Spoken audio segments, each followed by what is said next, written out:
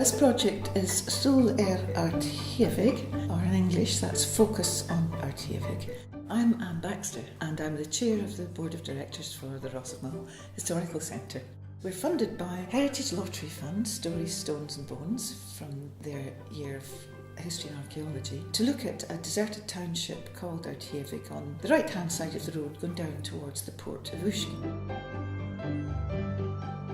My full name is Mandy McKerrell and I'm a volunteer here at the Mull Historical Centre. It grew from a meeting of two distinct families, one from Canada, one from the States, that happened to come into the centre a number of years ago and find out that they were all the descendants of people who had left Ardchiavaig. The project basically is to do an archaeological survey of the buildings of the deserted township which are there, not to do any digging, but to take measurements of the buildings, maybe identify what they were used for, and then to make a digital recording of that process and the training of volunteers so that the project can continue on over the next year until next May.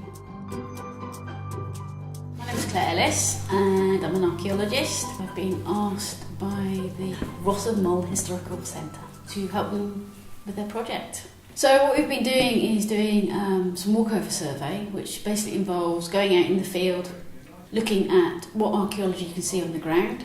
So it can be standing buildings, it can be earthworks, and basically walking over when you find a bit of archaeology, stopping at it and then recording it. So using tapes, doing sketch plans to scale, doing a verbal description, taking some photographs, basically doing a nice little plan of the archaeology. And then later on, what we're doing is also then relating it to old maps as well to see if we can age the archaeology we can see on the ground. And we've also been doing a thing with electron distance measurer, which is called an EDM, and that gives you a 3D image of the archaeology.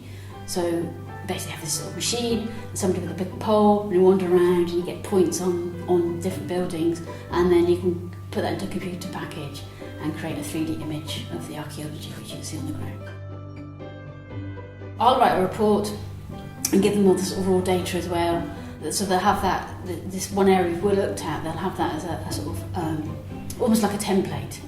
And then what they can then do is add to that, so go to different areas and follow the same principles and basically start mapping all the townships in the local area.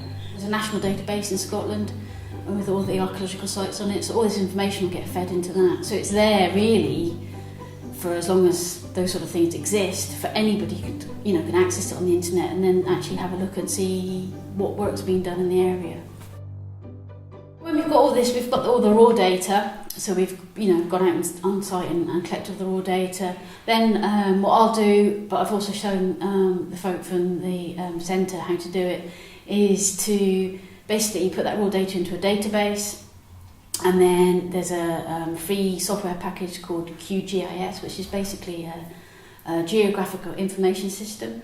And that's really powerful. Then you have different layers of data, and they will be able to have a layer with their map, their base map, then a layer with some of the archaeology. And then also if you, for example, on that you could click on a number, a site number, and it'd come up with the database, and then you can read all about what was found, where the sources of that information came from, when the walkover was done, all that kind of information. So it's quite a powerful tool.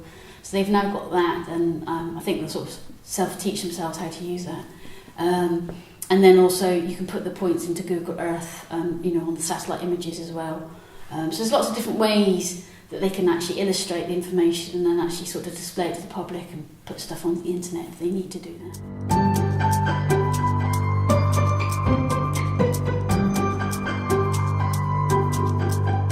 My name is Liz Meadows. I've been living in South Devon for the last 20 years.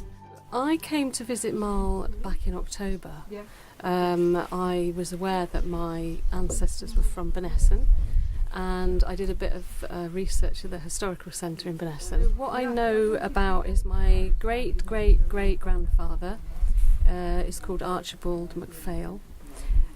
He fought in the Napoleonic War and was awarded a croft here, and he lived here with his wife Catherine McKinnon, and they had 9 children. So he lived here as a crofter, and his son, Duncan MacPhail, is my great-great-grandfather, who was born here, and the croft was handed down to him. They were moved off this croft somewhere between 1861 and 1871. Some went to Glasgow, some went to Canada, and Ardchiavaig MacPhail, who was originally awarded this croft, went to the north of the island. Yes, so what I'm really interested in is apparently they found a headstone in the old church that they removed because it wasn't attached to any grave, it was just lying down, and the name on that headstone is Archibald MacPhail.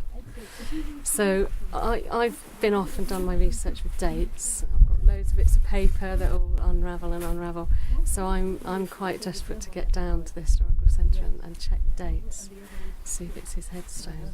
So the other thing I know about them is they were shoemakers in the village. There was 5 shoemakers in the village of Benesson. So that shows how many people lived in this area. I believe it's about 3,800 people lived in this little area. And they would have lived a rough life, an outdoor life, so I'm sure they got through a lot of pairs of shoes.